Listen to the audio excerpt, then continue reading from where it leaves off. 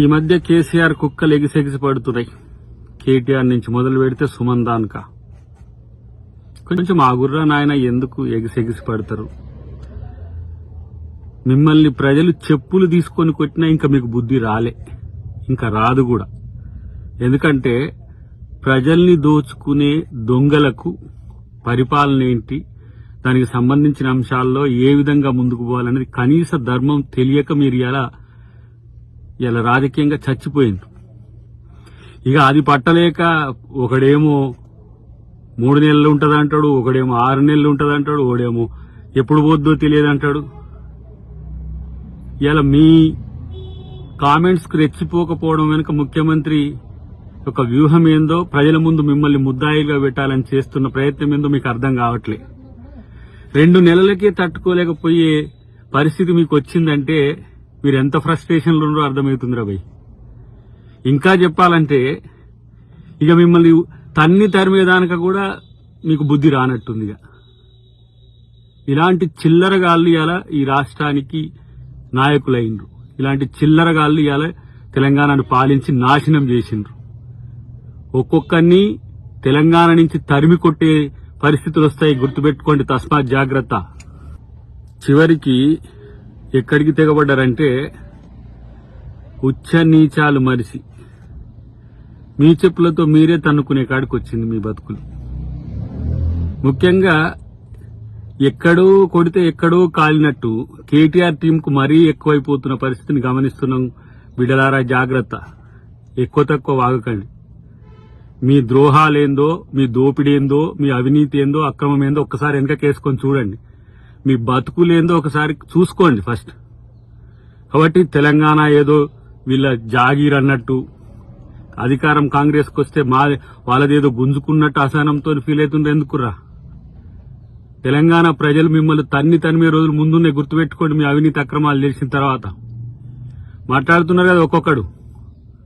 కాబట్టి ఇలాంటి చిల్లరగాళ్ళు, ఇలాంటి చెత్తగాళ్లను ప్రజలు పట్టించుకోవద్దు అసలు ఫస్ట్. వీళ్ళ వల్లనే ఈ తెలంగాణ ఇట్లా నాశనమై ఈ స్థితికి వచ్చింది. డెఫినెట్ గా రేవంత్ రెడ్డి గారు రేపు తెలంగాణ అభివృద్ధిని మరింత చేస్తారనే ఒక భావనతోనే, అలా జరగకుండా ఉండాలనే ఎవడెవడితో ఏమేమో కుట్రలు చేస్తున్నట్టు కనబడుతున్నది. మిమ్మల్ని ప్రజలు శిక్షించే రోజు భవిష్యత్తులో ఉండదనేది గుర్తుపెట్టుకోండి. ఉల్లరూటి మాటలతో, ఎచ్చిడి మాటలతో రెచ్చగొడితే తెలంగాణ ప్రజలు ఊరుకోరనే విషయాన్ని కూడా గుర్తుపెట్టుకుంటే మంచిదని చెప్పి హెచ్చరిస్తున్నా.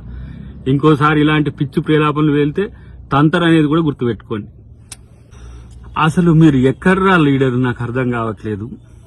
ఆ ముసలోని పుణ్యాన్ని ఆడేదో కొట్లాడినట్టు నటిస్తే మీరందరూ వెనక కూర్చొని బిచ్చగాళ్ళ లెక్క అడక్క తిన్న సన్నాసులు మీరు. ఎవడైనా సరే మాట్లాడేటో తలతిక్క సన్నాసిగాళ్ళు. సిగ్గు లజ్జ లేకుండా లక్షల కోట్లు దోంచుకొని ఇంకా మీకు కోపాలు వస్తాయి. ప్రజలు చెప్పులు తీసుకొని తన్నే రోజులు భవిష్యత్తులో ఉన్నాయని తెలియదా మీకు? బహిరంగ సభలు చూడంగానే, లేకపోతే ప్రభుత్వ తీరు చూడంగానే మీకు పిచ్చి లేచిపోతున్నది. ఎర్రగడ్డకో ఆ వైజాగ్కో పోండి సన్నాసులారా, గుంపు కట్టుకొని పోరి. ఇలా నేను అంటున్నా, మీ అక్రమాలకు ఆగడాలకు ప్రజలు శిక్ష వేయబట్టి మీరు తగ్గింది కానీ, లేకపోతే మూడోసారి మీరు అధికారంలోకి వస్తే పరిస్థితి, రాష్ట్ర పరిస్థితి ఏంది, ఇక్కడ ప్రజాస్వామ్యం పరిస్థితి ఏందో అందరికి తెలుసు. కాబట్టే మీరన్న దానికంటే 100 మాటలు ఎక్కువ అనగల శక్తి కాంగ్రెస్ కార్యకర్తలకు, కాంగ్రెస్ నాయకులకు ఉన్నది. ఈ మౌనం కేవలం ప్రభుత్వం వచ్చింది ప్రజల కోసం మనం ఆలోచించాలనే ఉద్దేశంతోనే తప్పితే, చివరికి ముఖ్యమంత్రి సైతం స్పందించినా మీకు సిగ్గులద్దలేకపోయా. ఇంకా పనికిరాని పిచ్చి మాటలు, పిచ్చి ప్రేలాపనలు. మిమ్మల్ని చెప్పులు తీసుకొని మొదటి నుంచి చివరి వరకు తన్నలేం, అదేం పెద్ద పైన? ఇదేనా మీ సంస్కృతి? ఇదేనా మీ రాజనీతి? దిగజారు రాజకీయాలు తప్పే ఇంకో తెలియదా? ఇప్పటికైనా ప్రజాస్వామ్యయుతంగా ఉండడం నేర్చుకోండి. కనీసం 10 సంవత్సరాలు పాలించడమని చెప్పుకునే సిగ్గులేని సన్నాసులు గిట్లా ప్రవర్తిస్తే ప్రజలు చెప్పులతో కొడతారనే విషయాన్ని గుర్తుపెట్టుకోండి. మీరు ఈ 9 ఏండ్లలో చేసిన తప్పులకు రోజుకో చెప్పుతో కొట్టినా మీకు బుద్ధి రాదు. మీరు తిట్టిన తిట్లకు, మీరు చేసిన తప్పులకు 4 కోట్ల మంది ప్రజలు వాళ్ళ చెప్పులతో మీ చెంపలు వాయించినా కూడా మీకు సిగ్గులజ్జ రాదని తెలిసిపోయింది. ఇంకా ప్రతిపక్షమని గౌరవించడము, ప్రజాస్వామ్యమని గౌరవించడం అని అంత మూర్ఖపు ఆలోచనలు చేస్తున్నాం మేము. ఎందుకంటే అయ్యో రాజ్యాంగం ఉంది, ప్రజాస్వామ్యం ఉంది, దాన్ని గౌరవించాలి, ప్రతిపక్షాలకు కూడా మర్యాద ఇవ్వాలి, గౌరవం ఇవ్వాలంటే ఇలాంటి దిగజారుడు రాజకీయాలకు తెగబడితే ఇంకింతకంటే నీచం ఏమైనా ఉన్నదా? ఇలా నేను అంటున్న ప్రజలకు ఒక పిలుపునిస్తున్నా, ఇలాంటి దద్దమ్మల వల్ల, ఇలాంటి పనికిరాని చెత్తగాళ్ల వల్ల తెలంగాణ సమాజానికి ఏం ఒరిగాడు. ప్రత్యేకించి నేను చెప్తున్నా, దాదాపు లక్షల కోట్లు, అది రేపు తెలుస్తుంది, అవినీతి తెలుస్తుంది, ఒక్కొక్కని సంగతి తేలుస్తుంది, మొత్తం ప్రభుత్వం కూడా తేలుస్తుంది.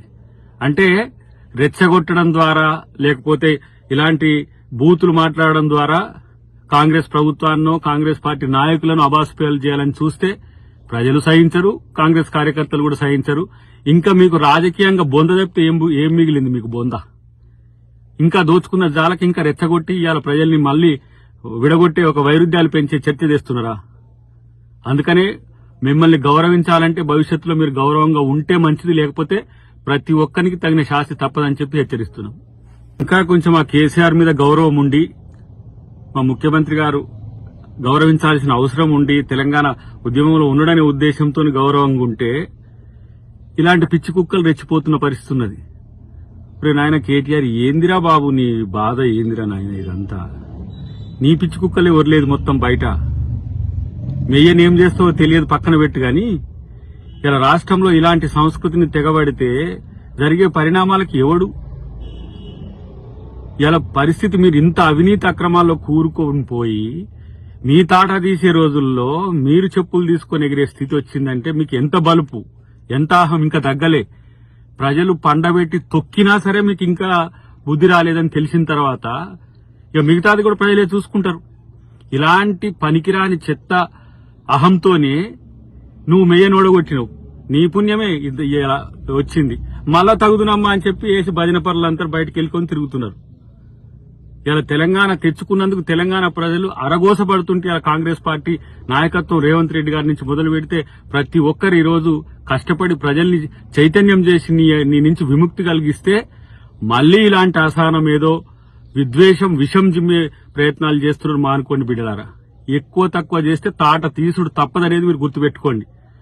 ఏదో మౌనంగా ఉన్నారు, గిట్లనే ఉంటారు అనుకుంటే మాత్రం దానికి తీవ్ర పరిణామాలు కూడా ఉంటాయి. జాగ్రత్త.